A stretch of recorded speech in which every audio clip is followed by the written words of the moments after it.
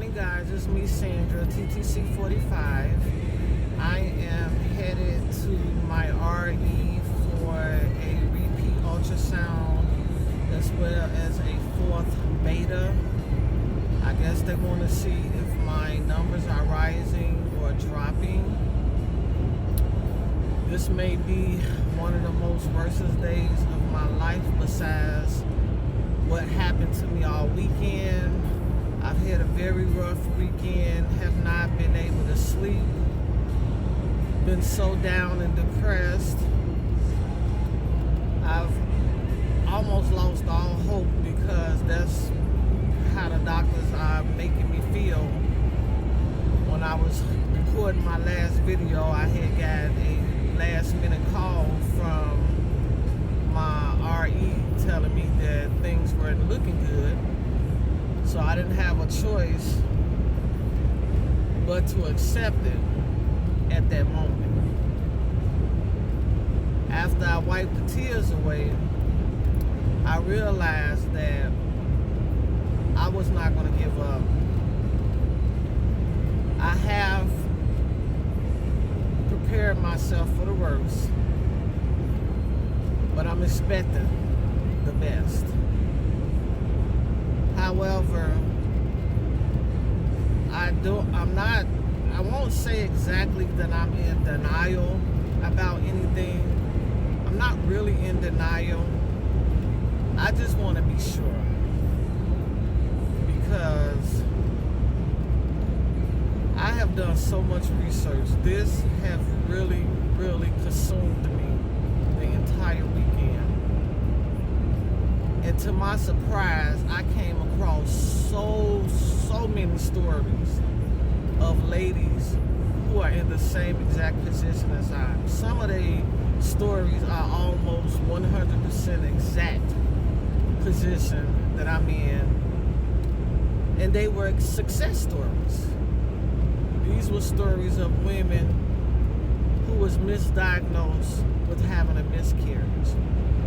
All because they was not able to find a baby on the ultrasound. Either they wasn't able to find the baby but found the gestational sac, or wasn't able to find the gestational sac at all, or was able to find the gestational sac, the baby, and no heartbeat.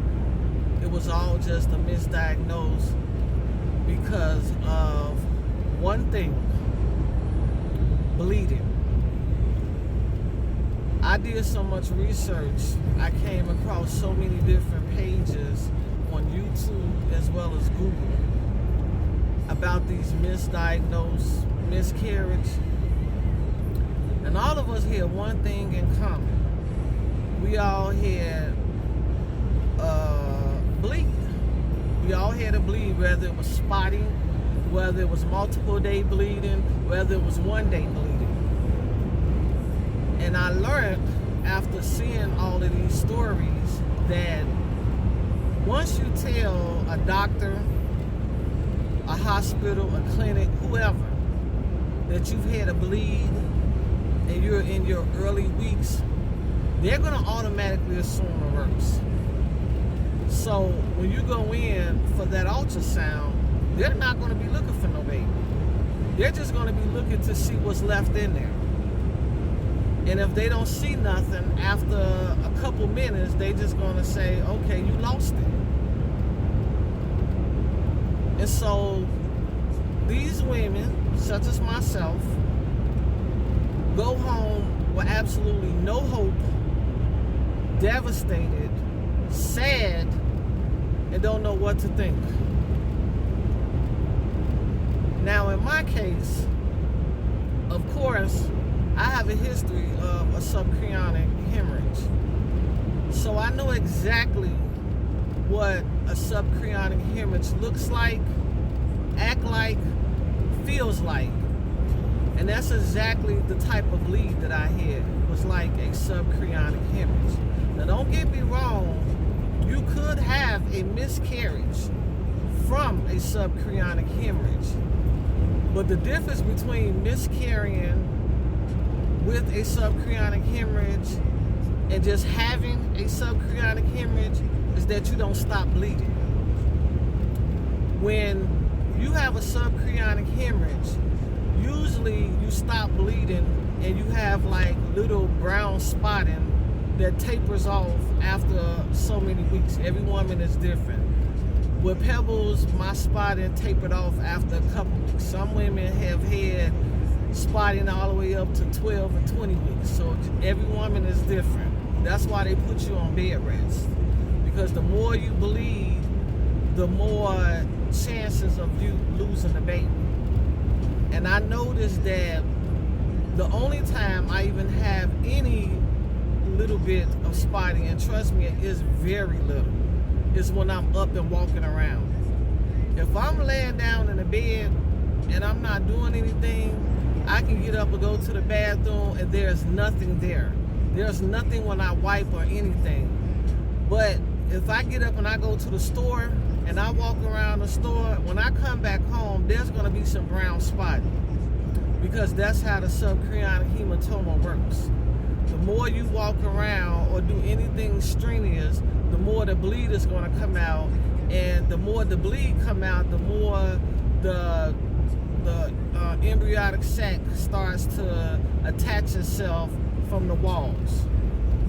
Okay, so that's why they always put you on bed rest, to kind of help the bleed resolve on its own. So I'm hoping that that is all this is, because that's all this feels like. I've never personally had a miscarriage, so I don't know what it's like to have a miscarriage, but from everything that I read, miscarriage is nothing like what I'm going through. All the women that I've spoken with told me that they bleed, they cramp, and this goes on for, sometimes multiple weeks. It's not no bleed one day and it's over with, because I only bled one day, and that's how it was with Pebbles. I only bled one day, and then the rest of the time it was spotted. When you have a subchorionic hematoma miscarriage, you drop lots and lots and lots of clots. You just keep dropping them all until all of the hematoma is gone and all of the baby is gone. I haven't even had that. Now granted, I did have one clot that dropped. I did not see the clot, so I don't know if there was any fetal tissue in it or anything, but I just have a hard time believing I miscarried when I had that bleed. And one of the reasons why is because I don't feel no different. I don't feel any different today than I felt last week when I was still pregnant. I don't feel no different. Now I do know they say as long as you still have HCG in your system, you're still going to have pregnancy symptoms. Well, I didn't really have much pregnancy symptoms at all. My pregnancy symptoms pretty much went away after 5 days past transfer. And then I would say probably around the 5th week of pregnancy, I started having pressure in my uterine area. I was asking other pregnant sisters, do they have pressure in their uterine area? They said yes. I was looking up, is pressure in the uterine area normal? And everything I read said that it was normal. It was a sign that the uterus was stretching. So I pretty much had that. I also had headaches, which I've always had headaches before. I've had lower back pain, which I've always had back pain before, and fatigue. So that's pretty much the only thing that's been happening. I haven't had really no sore boobs.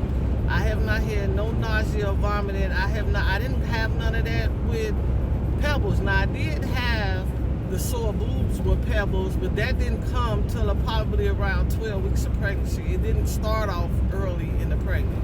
It started off probably 12 weeks into the pregnancy. But I still have that pressure in my uterus. And of course, I still had headaches and the back pain. But like I said, the headaches and the back pains was already there. That one feeling of that pressure in my uterus is truly making me feel that something is still in there. Now, I can't say that the baby is still live and well. And the reason being is because you guys recall that last week when I did my first ultrasound, the yolk sac was very small. And everything I read about a small yolk sac stated that it was a non-viable pregnancy. So it's very possible that I can still have a baby in me, but the baby is not alive. I just don't think I had a miscarriage. I think that either my body has not recognized that the baby is gone, and that's why I still have all of this that's going on with me, or they either didn't look good enough and there's a live baby in me. And I'm hoping that that's what the issue is, that they didn't look good enough and there's still a live baby in me.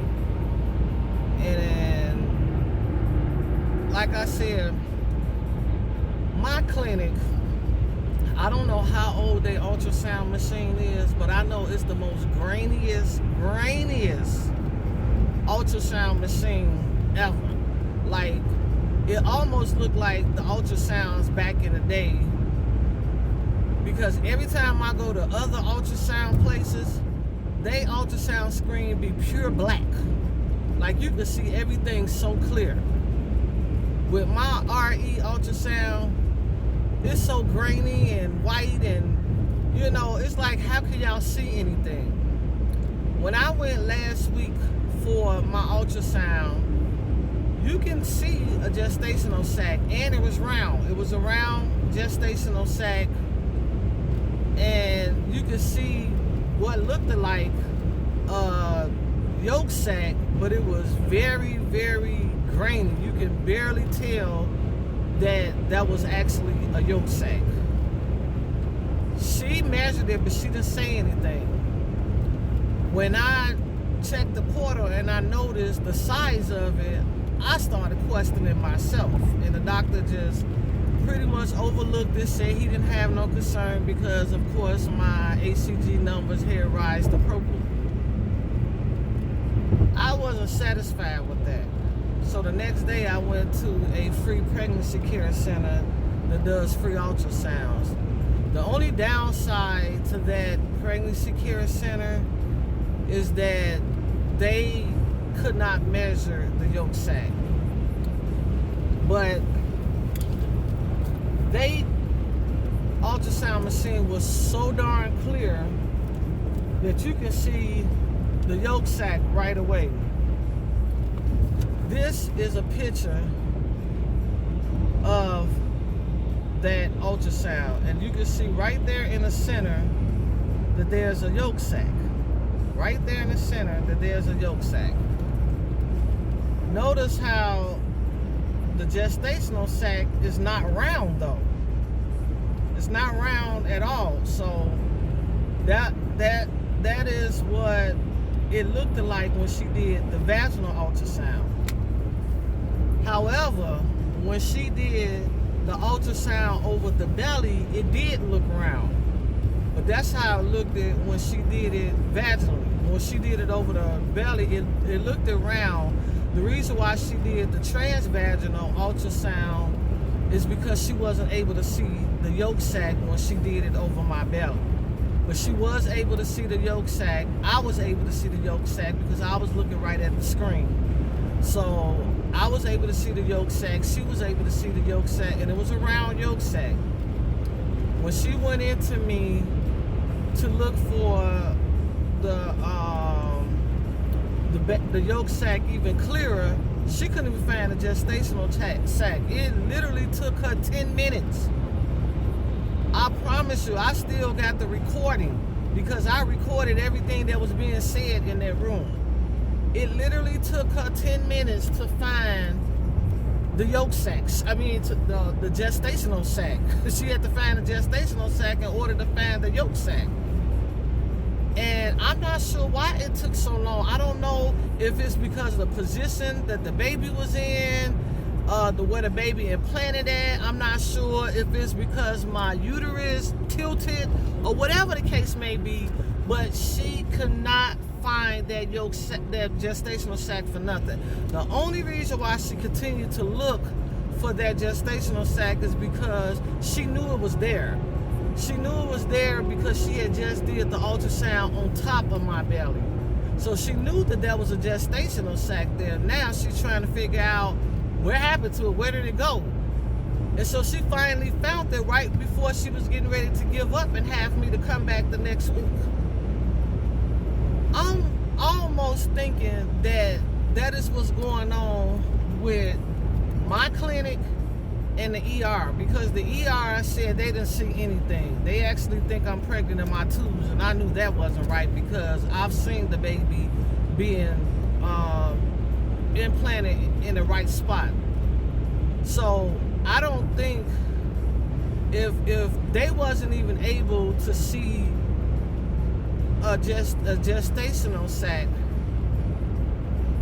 and then I go back to my RE the next morning and they claim they saw a gestational sac but no baby, what's wrong with that picture? Why do one see something that the other one doesn't see? And that's the same thing that these women that I read their stories was having the same issue. They was going multiple different places, and one place saw this, the other place didn't see nothing, the other place saw this. Now, granted, all the stories I read was not success stories, but at least 80% of those stories I read was success stories. Some of them turned out to be actual miscarriages, and the woman just had not gone through the process yet. So they had to either end up getting a DNC or take that abortion pill to force the body to go through the process. But again, they not God, I'm not God, I don't know. When I went to my RE on Friday, there were tons of women there, tons. It was so bad till didn't think I was going to stay there, because I knew I wasn't going to stand in that line. I was still cramping from the day before, and I knew I was not going to stand in that line. So when I knocked on that door and I asked them if I can go back to my car until they was ready for me, they just let me come on in because they had already knew the situation before I came. I told them I couldn't stand up. I just couldn't do it. It was a whole lot of women, like more women than I've ever seen. But they told me it was going to be really bad on Friday. They said, you think today is bad, wait till Friday to get here. They was like, Friday is going to be worse. So I was thinking that because they were so crowded, they didn't want to spend the time to look for a baby in my uterus. Again, once you tell them that you have had a bleed, they're going to automatically assume the worst, and they're not going to spend the time looking for no baby that they feel is not even there. So once I go in here this morning, if I get the same results and I still feel there is something going on in me that they are overlooking, if I have to pay out of pocket, I would go to one of them outside agencies that will that you can walk in and you can pay for what they call a confirmation ultrasound, where they really go and check to see if they can find a baby. Because I want them to take as much time looking as that lady did when I went to the pregnancy care center. She took her time looking. She did not give up, and she found it. I was in the ultrasound room at the ER, quite a long time. I don't know if it was 10 minutes. It may have been close to 10 minutes, and they said they didn't see anything. When I came to the RE the next day, she really didn't see much herself, but she wasn't in there long at all. She probably was in there, the longest she probably was in there was probably 3 minutes. That was probably the longest she was in there. And she didn't see much of anything. She was measuring something. I don't know what it was that she was measuring because she didn't tell me. But when I got back home and I got the porter message, I looked at the ultrasound and it showed that she was measuring a gestational sac that was much smaller than what it was when I came in the week before. So when they look at something like that, it can be a collapsed gestational sac. But I also noticed that collapsed gestational sacs look a lot like a subchorionic bleed. If you have a subchorionic bleed, and if you have ever been pointed out where your bleed is, you can tell it. The only way they can tell that that's the bleed and not the baby is because they can see the baby underneath it or on the side of it or on the top of it. So those subchorionic bleed can look a lot like a collapsed a collapsed gestational sac. So it may not have even been a gestational sac that she was measuring. It could have just been a subchorionic bleed. I'm here, ladies. I'm gonna go up here with my high hopes, with faith the size of a mustard seed. I have on my shirt that say faith, trust, and a little bit of baby dust, because I have faith that my little sticky bean is still alive and well. If for reason it's not, I've already accepted the miscarriage because they've already embedded it in me. So I've done my cries, my tears, and all that other stuff. Right now it's just confirmation. And again, I'm not even sure if I'm going to give up even after today if they don't find anything. But I will definitely be back to update you guys. Hey ladies, I'm back. So I was surprised when I got there that they was completely empty. I think it was only 2 ladies sitting in there. So everything is back to normal now that the other ladies have gone back to the other clinic. Thank God I did not have to wait around.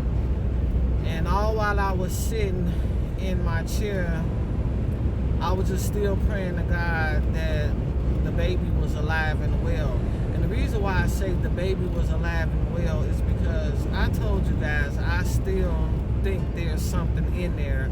I don't believe I had a miscarriage. I think there's something in there. The question is, if whatever is in there, is it alive or well? That was the question, because I still had a pressure. And one thing I didn't mention before is the freaking urination. I still had a freaking urination. I'm studying running back and forth to the bathroom. Study running back and forth to the bathroom. The only thing that's different now is that I don't have the bloat like I had. The bloat kind of went down a lot. It's still there, but it's not as, it was. Even the nurse noticed that. One of my favorite nurses that draws my blood, she's like, "Oh, Sandra, you losing your stomach." I'm like, "I know, right?" The bloat have went down a lot, but I don't think that was that. I think it was because I was depressed and stressed all weekend. I barely ate. So that will have a lot to do with why my stomach have gone down. But, who knows? And when she was taking my blood, she was praying for me. And she said, "Sandra, I'm praying that when you go in there, they find something."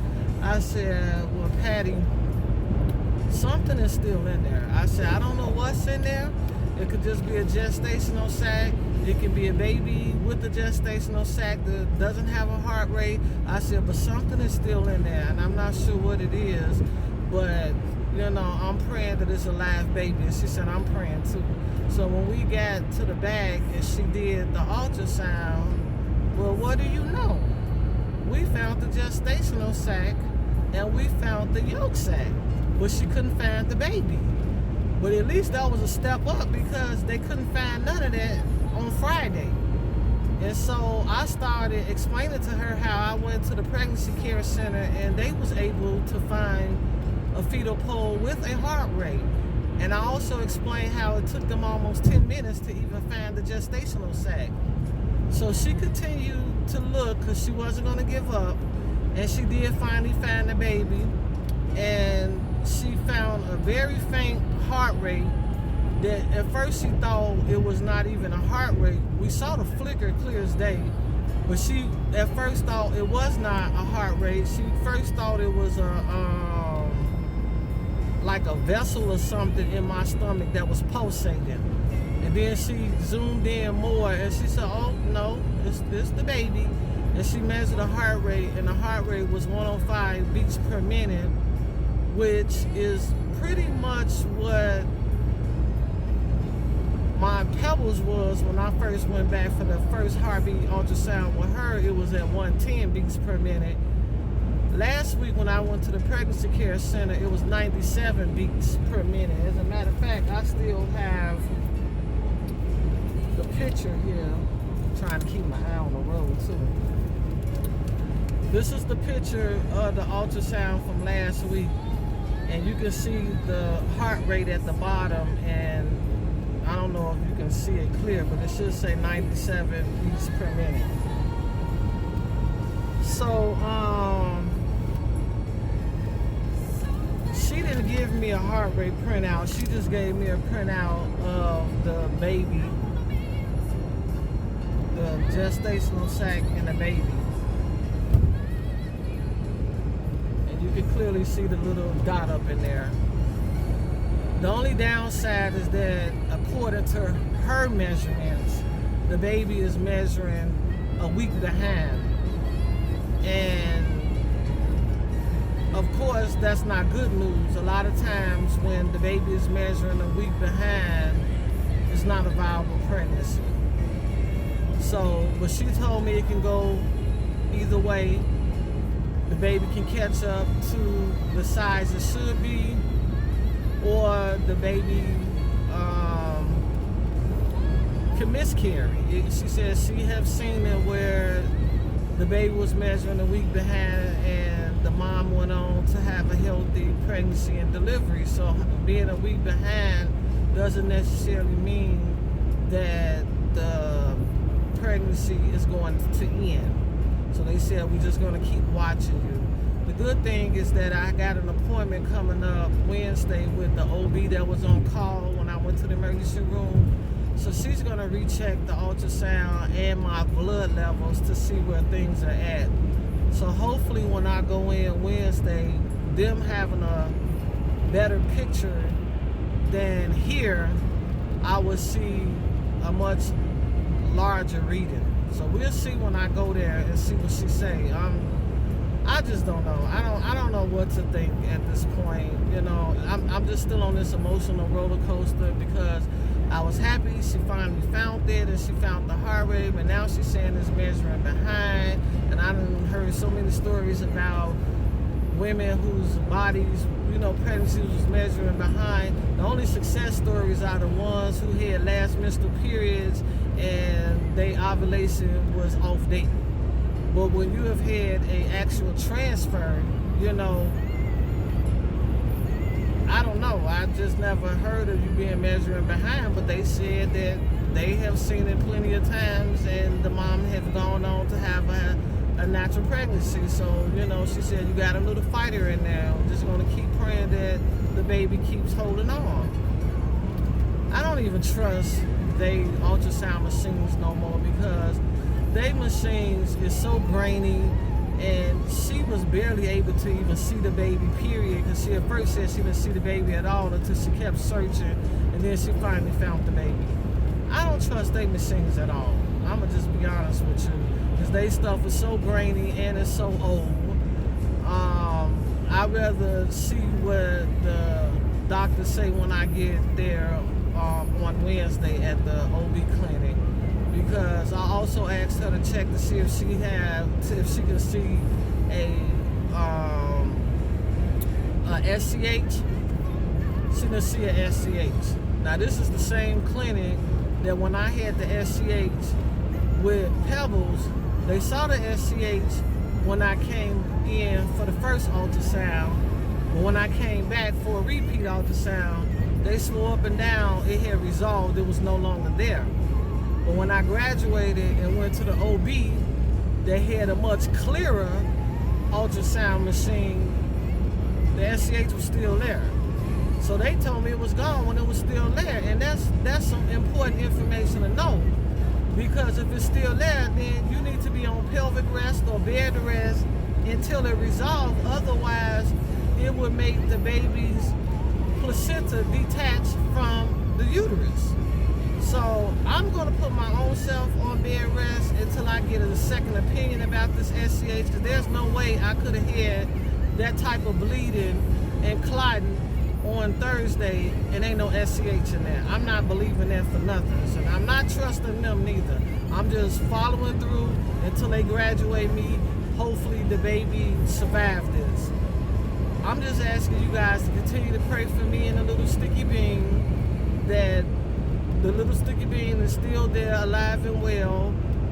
Pray for my sanity, because this is an emotional roller coaster. Now I see some of the women that I've read their journeys and read their stories and how much of a roller coaster it was for them. Now I exactly see what they're going through. This is an emotional roller coaster, and I just can't even celebrate at this time. I can't celebrate until I know for sure that this sticky bean is going to make it.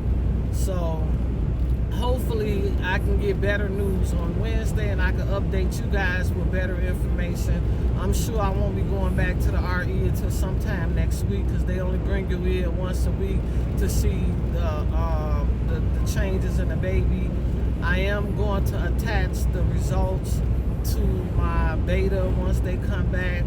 The beta results will determine whether the pregnancy is viable or not. If the numbers are not jumping, or if they're going up slowly, or if they're decreasing, that means it's not a viable pregnancy.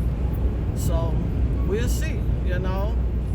I'm just praying, you know, God has the final say, and I believe that he will never leave me or forsake me. If it's not meant to be, he had a reason for it. So I thank you ladies for praying for me. I just ask you to continue to pray for me. Okay guys, so I have my 4th HCG beta back, and this is today, November 30th, and the numbers is 22,841. So the last beta was 13,900 and some from this clinic. Then of course it was 13,500 and some from the hospital. But it did go up, which is somewhat of a good sign. I mean, they don't expect it to double at this point in my pregnancy, because once your beta levels get past 6,000, it take about a week for it to double. And then once it get past 10,000, it stopped doubling altogether. It just rises. That's why doctors don't use HCG after the 3rd beta. After they see the heartbeat, they pretty much stop using the HCG, so that they can just measure the baby and not worry about it, because the numbers will definitely throw you off. So anyway, I also got my message from them saying that the doctor wanted to monitor me closely. So I will be going back to him on Friday for another HCG and a ultrasound. So we'll see how things go with their clinic. But I do have an appointment this Wednesday with the new OB. I'm not sure if I'm going to continue on with her, but because she's taking me in so soon, I'm going to go ahead and give it a try and see what happens. She's supposed to repeat the HCG from the hospital, so I'll see the difference between the results, because they should be using the same laboratory. And she would also repeat the ultrasound, so hopefully they will get a better picture of the baby than what my clinic do, because they got a better looking ultrasound. So yeah, this is what's going on. So I'm definitely not out of the woods at all. So I just ask you to continue to pray for me and continue to pray for my little sticky bean. Thank you ladies. Bye.